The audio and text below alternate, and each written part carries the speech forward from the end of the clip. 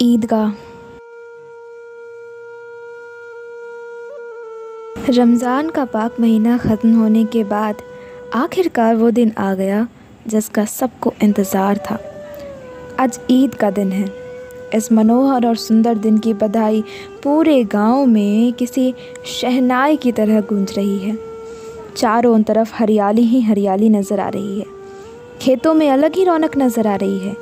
हर जगह देखकर ऐसा लग रहा है मानो सूरज, नदियाँ समेत पूरा संसार ईद की बधाई दे रहा हो। गांव के बड़े बूढ़े और बच्चे ईदगाह के मेले में जाने की तैयारियां करने में जुटे हैं। कोई अपने पुराने कपड़े सिल रहा है तो कोई जल्दी जल्दी अपने घर और खेत का काम निपटा रहा है। ईदगाह का मेला गांव से 3 कोस की दूरी पर लगता है, जहां लोगों को पैदल ही चलकर जाना होता है। मेले से घर वापस आने में भी देर हो जाती है। ईदगाह में जाने को लेकर सबसे ज़्यादा खुशी लड़कों में नज़र आ रही थी। भले ही किसी ने एक रोज़ा भी न रखा हो, लेकिन ईदगाह जाने की खुशी उनके चेहरे पर साफ है। पूरे महीने ये लड़के इस दिन का बेसब्री से इंतज़ार करते हैं। इन लड़कों को घर की परेशानियों से कोई वास्ता नहीं है। घर में सेवइयाँ बनाने के लिए दूध और शक्कर हो या ना हो, इन्हें तो बस सेवइयाँ चाहिए। उन्हें नहीं मालूम कि उनके अब्बू गांव के चौधरी कायम अली के घर भागते हुए जा रहे हैं ताकि उनके घर में आज ईद के दिन चूल्हा जल सके और वो अपने बच्चों को सेवइयाँ खिला सकें। ये तो बस ईदगाह जाने की राह देख रहे हैं। एक तरफ बैठा महमूद अपने पैसे गिन रहा है। उसकी जेब में 12 पैसे निकले। महमूद के पास बैठे मोहसिन मियाँ भी अपने पैसे गिनने में लगे हुए हैं। 1, 2, 3, 8, 9, 15। मोहसिन खुशी से उछलकर पैसों को जेब में रखता है। इन्हीं अनगिनत पैसों से हम अनगिनत चीज़ें लाएंगे। मेले से ढेर सारे खिलौने, मिठाइयाँ और बहुत कुछ खरीद कर लाएंगे।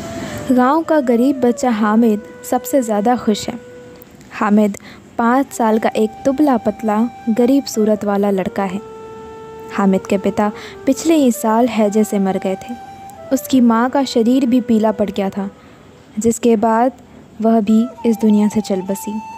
गांव में यह किसी को नहीं पता था कि हामिद की अम्मी के शरीर का रंग पीला क्यों हुआ था।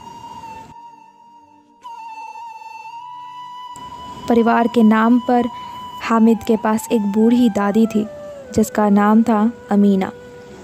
अमीना ने हामिद को बताया था कि उसके अब्बा बहुत सारे पैसा कमाने गए हैं और उसकी अम्मी अल्लाह के घर उसके लिए अच्छे अच्छे खिलौने लाने गई हैं।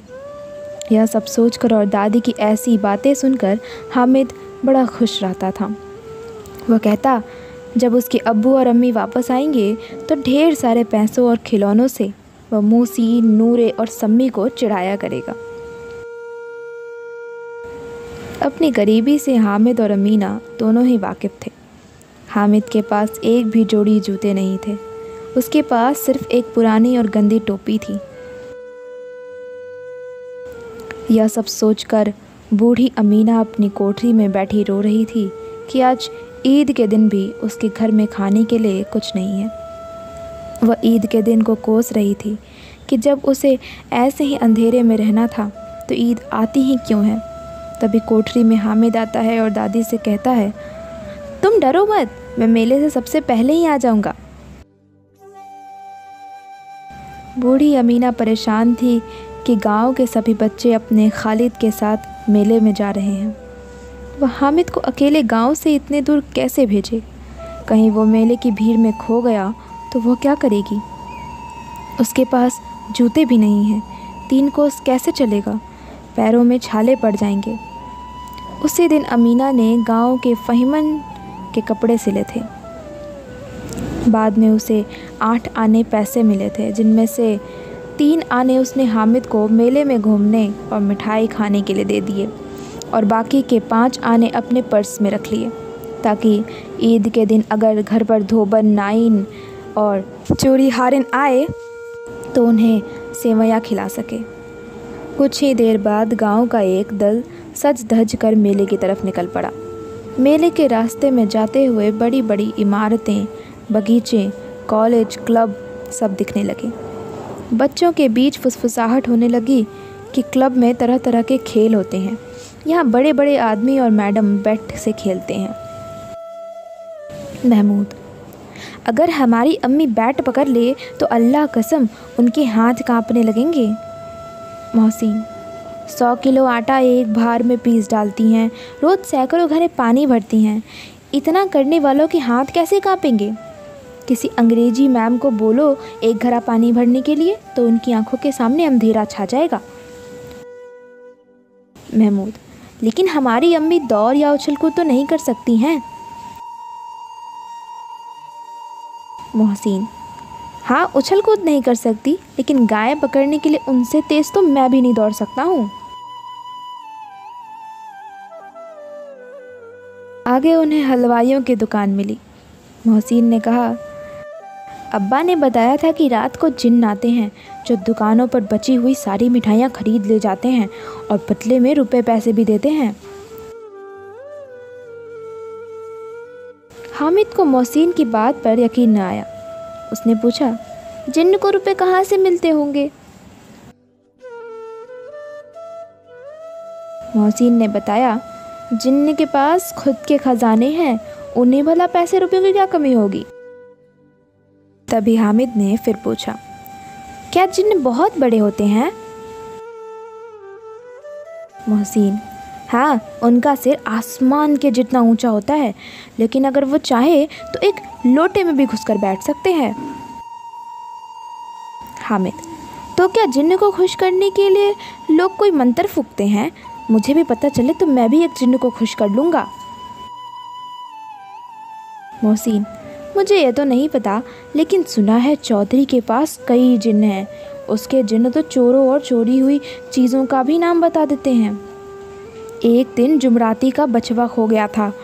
3 दिन बाद भी जब नहीं मिला तो वे चौधरी के पास गए। चौधरी ने फट से बता दिया कि उसका बछवा मवेशी खाने में है। थोड़ा आगे चलने पर पुलिस लाइन पहुंच गए। एक बच्चे ने कहा, यहाँ सब पुलिस वाले रहते हैं जो रात भर घूम घूम कर घरों में चोरियां होने से रोकते हैं। यह बात सुनकर मोहसिन बोला, गलत कह रहे हो तुम। शहर के सारे चोर डाकू इन पुलिस वालों से मिले होते हैं। चोरों से कहकर ये दूसरे मोहल्ले में चोरी करवाते हैं और ख़ुद किसी दूसरे मोहल्ले में पहरा देते हैं। मेरे मामा खुद एक पुलिस वाले हैं। महीने में उनको 20 रुपये तनख्वाह मिलती है, लेकिन घर वो 50 रुपये देते हैं। मैंने उनसे पूछा भी था कि इतने रुपए कहाँ से आते हैं, तो उन्होंने कहा कि अल्लाह देते हैं। वो चाहे तो एक दिन में लाखों भी कमा सकते हैं, लेकिन फिर बदनामी ना हो इसलिए इतना ही लेते हैं। इतने में हामिद बोला, अगर ये लोग खुद चोरी करवाते हैं तो फिर इन्हें कोई पकड़ता क्यों नहीं है? मोहसिन: अरे इन्हें कौन पकड़ सकता है, क्योंकि पकड़ने का काम तो इनका खुद ही है, लेकिन अल्लाह भी इन्हें सज़ा देने में पीछे नहीं रहता। मेरे मामा के घर में कुछ ही दिनों में आग लग गई। उनका सारा पैसा व सामान जलकर खाक हो गया। हामिद: क्या 150 से ज़्यादा होते हैं? मोहसिन: 50 तो एक थैली जितना होता है, जबकि 100 2 थैलियों से भी ज़्यादा होता है। अब आगे उन्हें ईदगाह जा रहे लोगों की दूसरी टोलियाँ मिलने लगी। थोड़ी देर में ईदगाह भी नज़र आ गई, जहाँ पहुंचकर सब ने एक इमली के पेड़ के नीचे नमाज़ पढ़ी। नमाज़ पढ़ने के बाद सबसे पहले लोग मिठाई और खिलौनों की दुकानों पर पहुँचे। हामिद को छोड़कर महमूद, मोहसिन, नूरे और सम्मी सभी एक एक पैसा देकर घोड़ों और ऊँटों पर बैठकर सवारी का आनंद लेने लगे। इसके बाद सभी खिलौनों की दुकान पर गए। महमूद ने 2 पैसे का सिपाही खरीदा, जिसने खाकी वर्दी और लाल पगड़ी पहनी थी। उसके कंधे पर बंदूक भी थी। मोहसिन ने भी 2 पैसों में पानी पिलाने वाली भिश्ती खरीदी। उसकी कमर झुकी हुई थी और उसके ऊपर पानी भरने वाला मशक रखा हुआ था। नूरे ने भी 2 पैसों में वकील खरीदा, जिसने काले और सफ़ेद रंग का कपड़ा पहना था। उसके कपड़े की एक तरफ जेब में घड़ी, सुनहरी जंजीर और एक हाथ में कानून का पोथा था। वहीं हामिद सोच रहा था कि अगर ये खिलौने एक बार नीचे गिर जाएं तो सब बर्बाद हो जाएगा, इसलिए उसने खिलौनों को ख़रीदने में दिलचस्पी नहीं दिखाई। लेकिन मन ही मन उन खिलौनों को हाथ में लेने के लिए उत्सुक हो रहा था। मोहसिन, मेरा भिश्ती हर रोज़ पानी पिलाएगा मुझे। महमूद, मेरा सिपाही मेरे घर की पहरेदारी करेगा। नूरे, मेरा वकील हर दिन नया मुकदमा लड़ेगा। सम्मी, मेरी धोबिन हर रोज़ कपड़े धोएगी। आगे बढ़े तो मिठाइयाँ दिखी। यहाँ भी हामिद को छोड़कर किसी ने रेवड़ी खाई तो किसी ने गुलाब जामुन और किसी ने हलवा। हामिद बस ललचाई आँखों से सबको घूर रहा था। मोहसिन ने चिढ़ाते हुए कहा, हामिद, रेवड़ी खा लो, इसकी खुशबू बहुत अच्छी है।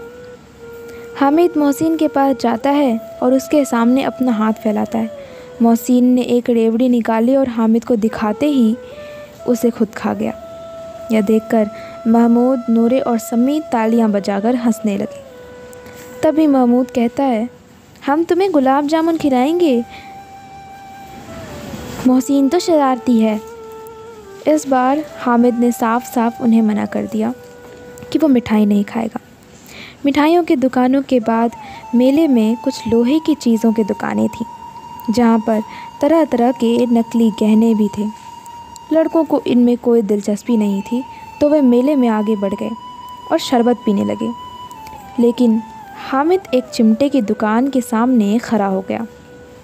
उससे याद आया कि रोटी बनाते समय उसकी दादी का हाथ जल जाते हैं।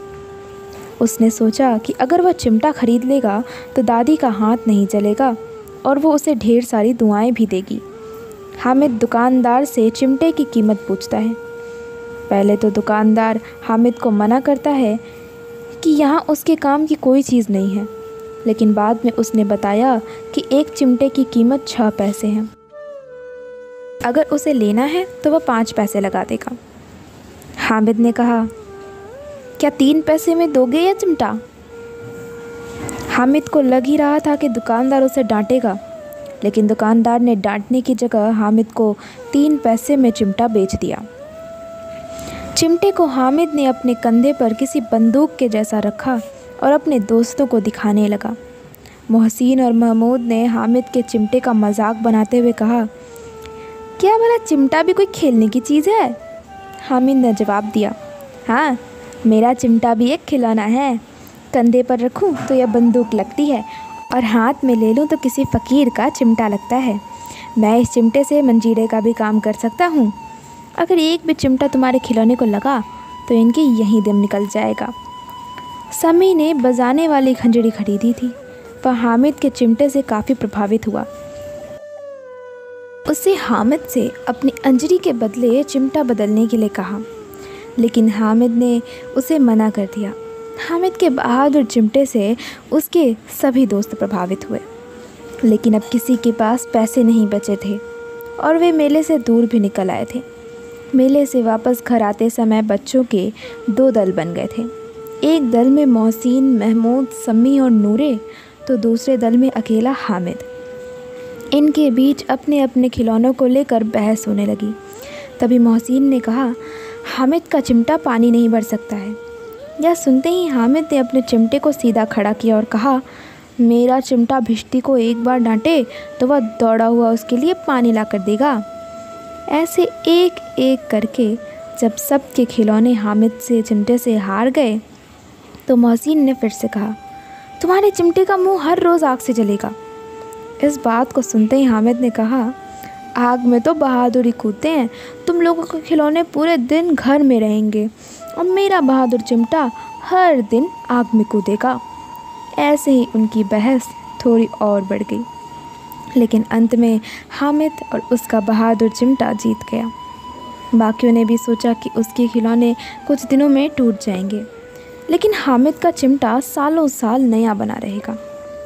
कुछ देर तक चली उनकी आपसी बहस के बाद आखिरकार सभी के बीच सुलह हो गई। सुलह के नाम पर सभी बच्चे एक एक करके हामिद का चिमटा अपने हाथ में पकड़ते और हामिद भी एक एक करके उनके खिलौनों को देखता। हामिद ने सारे खिलौने देखने के बाद कहा, मैं तुम लोगों को बस चिढ़ा रहा था। भला कोई चिमटा कैसे किसी खिलौने की बराबरी कर सकता है। ये खिलौने बड़े सुंदर हैं, ऐसा लगता है बस अभी के अभी ये सारे बात करने लगेंगे। हामिद की बात सुनकर मोहसिन ने कहा, लेकिन ये खिलौने देखने के बाद कोई हमें दुआ तो नहीं देगा। इतने में महमूद मियाँ बोल पड़े, दुआ छोड़े भाई, ये मिट्टी के खिलौने देखकर कहीं अम्मी जान हमें मारने ना लगे। अपने दोस्तों की बात सुनकर हामिद मन ही मन में काफ़ी खुश हो रहा था। उसे यकीन था कि उसका चिमटा देखकर उसकी दादी बहुत खुश होगी और उसे दुआएं देंगी। थोड़ा आगे जाने पर महमूद को भूख लगी तो उसने खाने के लिए अपने अब्बा से केले लिए। इस बार उसने हामिद को भी केला खाने के लिए दिया। ये केला हामिद को उसके चिमटे की वजह से मिला था। दिन के 11 बजते बजते मेले का पूरा दल गांव वापस आ गया। मोहसिन जैसे ही घर पहुंचा, उसकी छोटी बहन ने उसके हाथ से भिश्ती को छीन लिया। तभी उसकी बहन के हाथ से भिश्ती ज़मीन पर गिरा और उसके टुकड़े टुकड़े हो गए। इसके बाद दोनों भाई बहन खूब लड़े।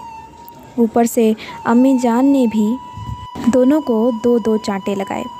दूसरी तरफ नूरे ने अपने वकील को घर में सजाने का नया इंतज़ाम किया। वकील जैसे लोग अब ज़मीन पर तो नहीं बैठ सकते थे, इसलिए नूरे ने दीवार में खूंटियाँ लगाई, फिर उस पर लकड़ी का पटरा रखा। पटरे पर कागज़ के पन्नों से कालीन बिछाया गया। फिर कहीं जाकर उसके ऊपर वकील साहब को बिठाया गया। वकील साहब को गर्मी न लगे इसके लिए नूरे बांस के पंखे से हवा करने लगा, लेकिन हवा का झोंका लगते ही वकील साहब पटरे के सिंहासन से सीधा ज़मीन पर गिरे और वो भी मिट्टी में मिल गए। वहीं महमूद ने अपने सिपाही के लिए एक पालकी का इंतज़ाम किया, जिसे उसने फटे पुराने कपड़े और एक छोटी टोकरी से बनाया था। फिर उसमें सिपाही साहब को लेटाया गया। इसके बाद महमूद और उसके दोनों छोटे भाई टोकरी को सिर पर रखकर इधर उधर घूमने लगे। उसके छोटे भाई अपनी तोतली आवाज़ में बोले, छोड़ने वाले जागते रहो। अंधेरे का समय था। इस दौरान महमूद को ठोकर लगी और उसकी टोकरी नीचे गिर गई। इस हादसे में महमूद के सिपाही की एक टांग टूट गई। इसके बाद महमूद ने खुद ही उसका पैर ठीक करने का फ़ैसला किया। टूटे हुए पैर को जोड़ने के लिए गुलड़ का दूध लगाया गया, लेकिन ये तरकीब काम न आई। बदले में सिपाही का दूसरा टांग भी तोड़ दी गई। अब हामिद मियाँ की बात करें तो वह जैसे ही अपने घर पहुँचा, उसकी दादी ने उसे गले लगा लिया। फिर उसके हाथ में चिमटा देखकर हैरानी से पूछा, यह चिमटा किसका है? हामिद, मैंने मेले से ख़रीदा है। अमीना, कितने पैसे में? हामिद, 3 पैसे में। इतना सुनते ही बूढ़ी अमीना छाती पीटते हुए रोने लगी। हामिद को कोसने लगी कि कितना बेवकूफ़ लड़का है ये, दिन भर कुछ खाया पिया नहीं और मेले में जाकर सारे पैसों से ये चिमटा खरीद कर लाया है। फिर उसने हामिद से गुस्से में पूछा, मेले में कोई और चीज़ नहीं थी क्या जो तू लोहे का चिमटा लेकर आया है? हामिद ने उदास मन से कहा, रोटियां बनाते हुए तुम्हारी उंगलियां जल जाती थी, इसलिए मैंने ये चिमटा खरीद लिया। हामिद की बात सुनकर बूढ़ी अमीना एकदम से चुप हो गई। उसके पास छोटे नादान बच्चे को कहने के लिए कोई शब्द नहीं थे। वो बस हामिद के त्याग और प्यार की भावना देखकर हैरान थी। मन ही मन सोच रही थी कि मेले में न जाने कितने खिलौने रहे होंगे, 1000 रंग बिरंगी मिठाइयाँ होंगी। फिर भी इस बच्चे ने अपने बारे में ना सोचकर अपनी बूढ़ी दादी का ख्याल किया। वो अब बस दामन फैलाकर रो रही थी और हामिद के लिए दुआएं दिए जा रही थी। हामिद बस बूढ़ी दादी की आंखों से गिरते हुए आंसुओं को देखे जा रहा था। इस कहानी से हमें ये सीख मिलती है कि अपनी सारी इच्छाओं और लालसाओं को त्याग कर मन में दया और प्यार की भावना रखना ही हमें सबसे धनवान, साहसी और बड़ा बनाता है।